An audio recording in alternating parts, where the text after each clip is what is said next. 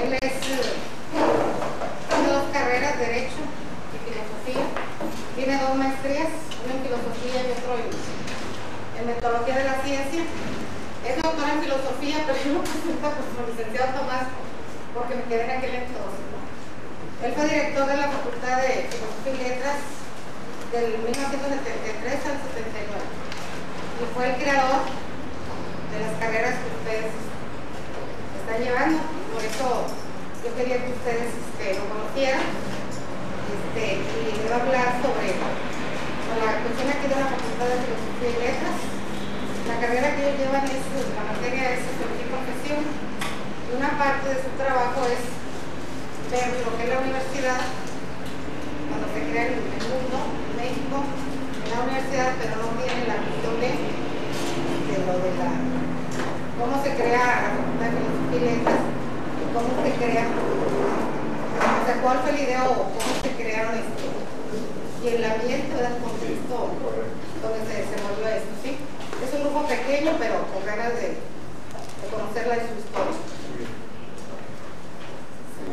Yo voy a hacer a ustedes una exposición breve de lo que yo considero los puntos fundamentales, y en atención a lo que la maestra ha señalado, me gustaría bastante poder que estableciéramos una comunicación y que pudiéramos dejar puntos de vista.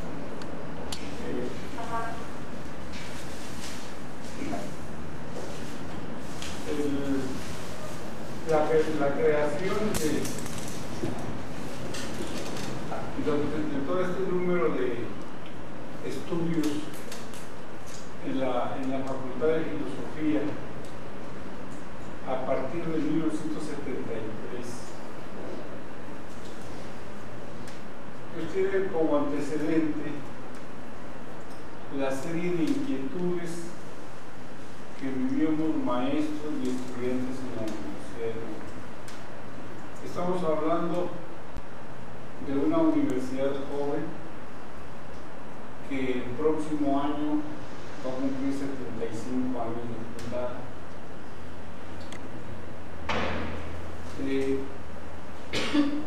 En ese proceso la universidad ha construido una serie de facultades, estudios, fundamentalmente los estudios, como ustedes saben, Derecho, Medicina,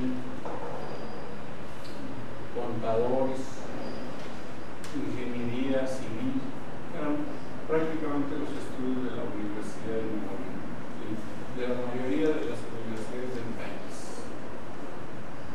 Otro tipo de estudios prácticamente no estaban considerados.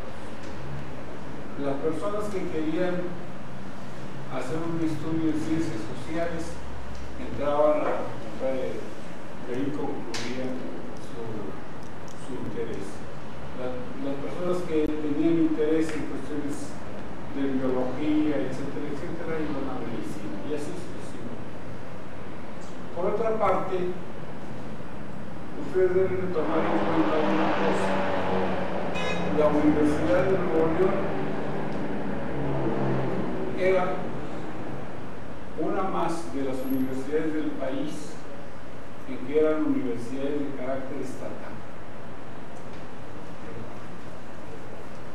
La revolución de 1910, que más o menos se consolida en 1920, en 1930, se plantea como objetivo construir instituciones de educación superior con el objeto de difundir la cultura.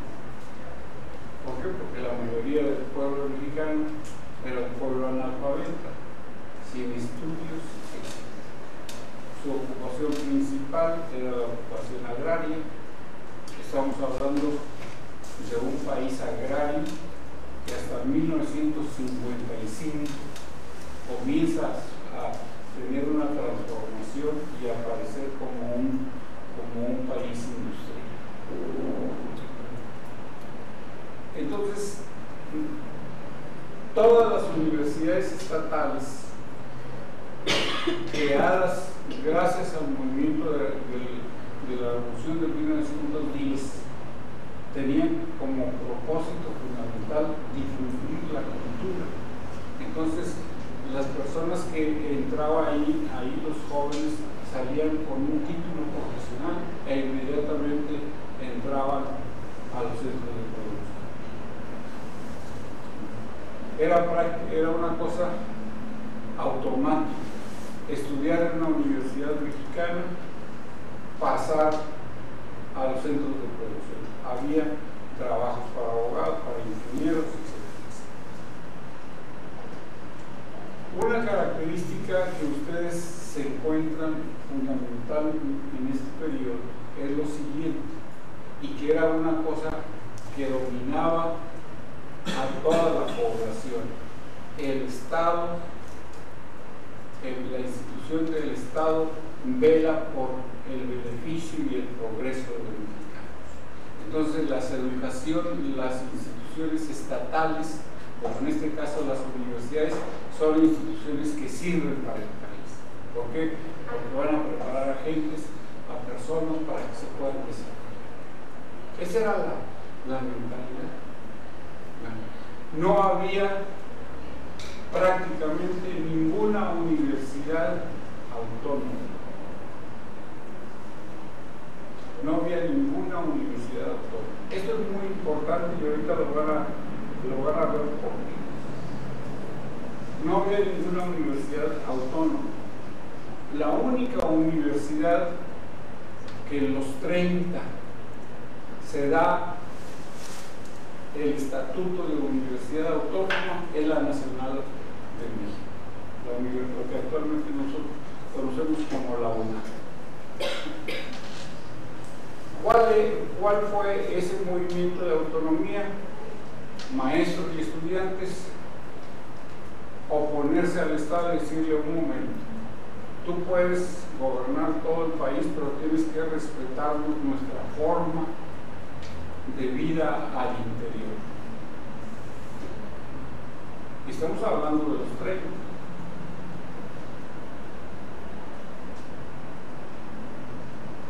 Llegaremos nosotros hasta 1969,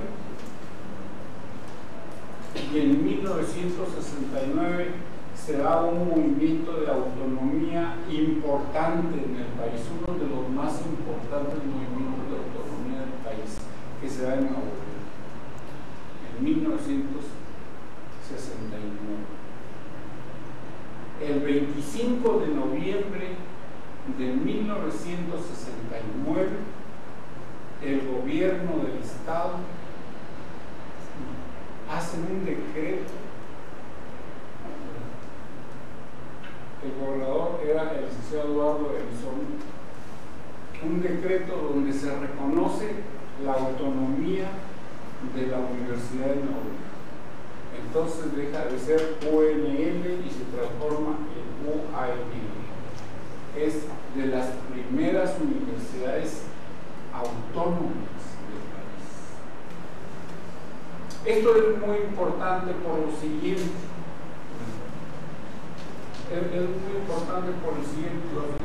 El Estado mexicano es una institución que surge del movimiento en 1910 de la Revolución Mexicana.